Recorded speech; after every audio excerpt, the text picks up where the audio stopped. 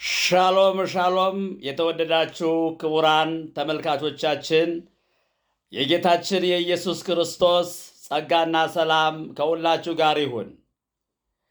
ልጅንም አይቶ በእርሱ የሚያምን ሁሉ የዘላለም ሕይወት እንዲያገኝ የአባቴ ፈቃድ ይህ ነው፣ እኔም በመጨረሻው ቀን አስነሳዋለሁ። የዮሐንስ ወንጌል ምዕራፍ 6 ቁጥር 40። ክቡራን ተመልካቾቻችን ይህንን መልእክት የምትሰሙ የምትከታተሉ ተመልካቾቻችን የልዑል እግዚአብሔር ቤተሰቦች በድጋሚ በያላችሁበት ስፍራ የጌታችንና የአምላካችን የመድኃኒታችን የኢየሱስ ክርስቶስ ጸጋና ሰላም ይብዛላችሁ ከሁላችሁ ጋር ይሁን። አሁን የማካፈላችሁ ቃል በዮሐንስ ወንጌል ምዕራፍ 6 ቁጥር 40 ላይ ያለውን ቃል በመንፈስ ቅዱስ ኃይል አገለግላችኋለሁ። ቃሉ እንደዚህ ይላል፣ ልጅንም አይቶ በእርሱ የሚያምን ሁሉ። ማንን አይቶ?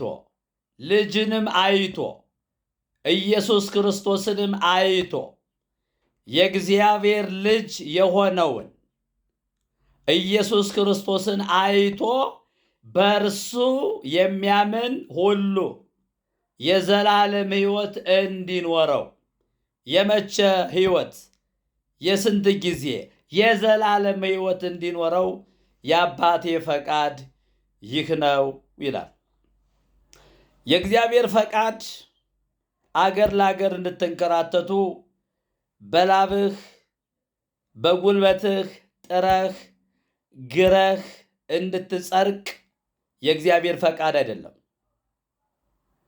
የእግዚአብሔር ፈቃድ ምንድን ነው መሰለህ? የእግዚአብሔር ፈቃድ እግዚአብሔር ላንተ እግዚአብሔር ላንቺ ያለው ፈቃድ ምንድን ነው? ኢየሱስ ክርስቶስን አይታችሁ የዘላለምን ሕይወት እንድታገኙ ብቻ ነው። ይሄ ነው ፈቃዱ። ሌላ ፈቃድ የለው። ፈቃዱ ይሄ ነው። ኢየሱስ ክርስቶስን አይታችሁ የዘላለምን ሕይወት እንድታገኙ፣ አገር ለአገር እንድትንከራተቱ፣ በጉልበታችሁ በስራችሁ ጥራችሁ ግራችሁ እንድትጸድቁ እንድትድኑ አይፈልግም። እግዚአብሔር አይፈልግም። እግዚአብሔር የሚፈልገው ኢየሱስ ክርስቶስን አይታችሁ የዘላለም ሕይወት እንዲኖራችሁ የአባቴ ፈቃድ ይህ ነው ይላል ዮሐንስ ወንጌል ምዕራፍ 6 ቁጥር 40 ላይ። ቃሉን የተናገረው ጌታችንና አምላካችን መድኃኒታችን ኢየሱስ ክርስቶስ ነው። አሁን ብዙ ሰው የዘላለምን ሕይወት ለማግኘት ገንዘብ ያወጣል። ወዳጄ፣ ገንዘብ በማውጣት የዘላለም ሕይወት አይገኝም። ከ1 እስከ 30 በዓላቶችን በማክበር የተለያዩ ንግሶችን በማንገስ የዘላለም ሕይወት አይገኝም። የዘላለም ሕይወት የሚገኘው በልጁ በኢየሱስ ክርስቶስ በማመን ብቻ ነው። አስተውሉ፣ አስተውሉ። መጽሐፉ ሊሻር አይገባውም። ይህንን መልእክት የምትሰሙ መልእክቱ ሼር ይደረግ ለሚመለከታቸው ሰዎች፣ ቃሉ ለሚመለከታቸው ሰዎች። በላብህ ጥረህ ግረህ ወጥተህ ወርደህ ነው የምትጸድቀው ብለው ለሚያስተምሩ ለሚማሩ ሰዎች እንዲደርስ ሼርና ኮፒ ሊንክ አድርጉ። የእግዚአብሔር ፈቃድ ልጅን ኢየሱስ ክርስቶስን አይቶ የዘላለምን ሕይወት እንዲያገኙ እንጂ በራሳቸው ጉልበት በራሳቸው ጥረት ሰርተው እንዲጸድቁ አይደለም። መጽሐፍ ቅዱስ እንደዚህ ይላል፣ በእርሱ የሚያምን ሁሉ የዘላለም ሕይወት አለው ነው የሚለው። አሁን የዘላለም ሕይወት የሚገኘው በማመን ነው። ማንን በማመን? ጌታችን ኢየሱስ ክርስቶስን በማመን ብቻ የዘላለም ሕይወት ይገኛል። ክብርና ምስጋና ለእግዚአብሔር ይሁን። ኢየሱስ ክርስቶስ ጌታ ነው። ኢየሱስ ክርስቶስ ጌታ ነው። ኢየሱስ ክርስቶስ ያድናል፣ ከኃጢአት ያድናል። ኢየሱስ ክርስቶስ ከጨለማ ያድናል። ኢየሱስ ክርስቶስ ከሐሰተኛ ትምህርቶች ያድናል። ኢየሱስ ክርስቶስ ከማንኛውም አይነት በሽታ ያድናል። ስለዚህ የእግዚአብሔር ፈቃድ ምንድን ነው? ፈቃዱ ኢየሱስ ክርስቶስን አይታችሁ የዘላለምን ሕይወት እንድታገኙ እንደሆነ ዮሐንስ ወንጌል ምዕራፍ 6 ቁጥር 40 ላይ ይናገራል። በገጠር ያላችሁ ሰዎች፣ በከተማ ውስጥ ያላችሁ ሰዎች፣ ከኢትዮጵያ ውጭ ከሀገር ውጭ ያላችሁ ሰዎች የዘላለም ሕይወት የሚገኘው ኢየሱስ ክርስቶስን አይቶ በማመን ብቻ ነው የሚገኘው። በሌላ እኮ አይገኝም። መጽሐፉ እንደዚያ ነው የሚለው።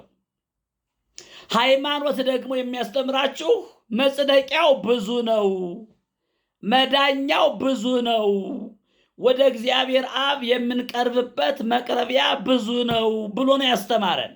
አይደለም። ኢየሱስ ክርስቶስ በእኔ በቀር ወደ አብ መግባት አይቻልም አለ። 4 ነጥብ። የዘላለም ሕይወት በእኔ ነው አለ። እኔ ሕይወት እንዲሆንላችሁ እንዲበዛላችሁ መጣዋል። መጥቶልሻል፣ መጥቶልሃል። እሱን ተቀበል፣ እሱን ተቀበል። አትንከራተት፣ አትርከብ። ጌታችን ኢየሱስ ክርስቶስ እረፉ እናንተ ደካሞች ሸክማችሁ የከበደ ሁሉ ወደ እኔ ኑ እኔ አሳርፋችኋለሁ እያለ ምንድን ነው የሚያንከራትታችሁ? እኔ አሳርፋችኋለሁ። እሱ ማረፊያ ነው። ከኃጢአት ያሳርፈሃል። ኃጢአት በምንም አይነት መንገድ አይወገድም። በማብላት በማጠጣት አይወገድም። በኢየሱስ ክርስቶስ ደም ብቻ ነው ኃጢአት የሚወገደው። ዮሐንስ መጥምቅ ነዋ በግኡ ለእግዚአብሔር ዘያትት ኃጢአት ዓለም፣ እነሆ የዓለምን ኃጢአት የሚያስወግድ የእግዚአብሔር በግ ነው ያለው። የዓለምን ኃጢአት የሚያስወግድ የኢየሱስ ክርስቶስ ደም ነው። የኔና የናንተ ጾምና ጸሎት፣ የኔና የናንተ ምጽዋት፣ የኔና የናንተ አስራት በኩራት ማስገባት ኃጢአቶችን ሊያስወግድ አይችልም። 600 ስግደት መስገድ፣ 300 ስግደት መስገድ ኃጢአትን ሊያስወግድ አይችልም። የልጁ የኢየሱስ ክርስቶስ ደም ከኃጢአት ሁሉ ያነጻናል ነው የሚለው። ሕይወት ይሄ ነው። ስለዚህ ልጅንም አይቶ የዘላለም ሕይወት እንዲኖረው የአባቴ ፈቃድ ይህ ነው ይላል። ፈቃዱ እንድትንከራተት አይደለም። ፈቃዱን ማወቅ አለባችሁ። የእግዚአብሔር ፈቃድ ምንድን ነው ለሰው ልጅ? ኢየሱስ ክርስቶስን አይቶ የዘላለምን ሕይወት ማግኘት ነው የሚፈልገው። የትኛውም ሰው የተባለ በሙሉ በምድር ያለ የሰው ልጅ በሙሉ መዳን ከፈለገ ኢየሱስ ክርስቶስን በማመን ብቻ ነው መዳን የሚችለው። በሌላ መዳን አይቻልም። ሰው የተባለ በሙሉ የተማረ፣ ያልተማረ፣ የገጠር ሰው፣ የከተማ ሰው፣ ከሀገር ውጭ ያለ፣ በሀገር ውስጥ ያለ ሰው መጽደቅ ለሚፈልግ፣ መዳን ለሚፈልግ፣ ከእግዚአብሔር ጋር መገናኘት የሚፈልግ፣ የዘላለምን ሕይወት የሚፈልግ የዘላለም ሕይወት ያለው በልጁ በኢየሱስ ክርስቶስ ብቻ ነው። እርሱ ነው ሕይወት። እኔ ሕይወት እንዲሆንላችሁ እንዲበዛላችሁ መጣው ነው ያለው ኢየሱስ። ይህንን መልእክት ሼር፣ ኮፒ ሊንክ ይደረግ። እወዳችኋለሁ። ተከታተሉኝ ሁል ጊዜ መልእክቱን። ጌታ ይባርካችሁ።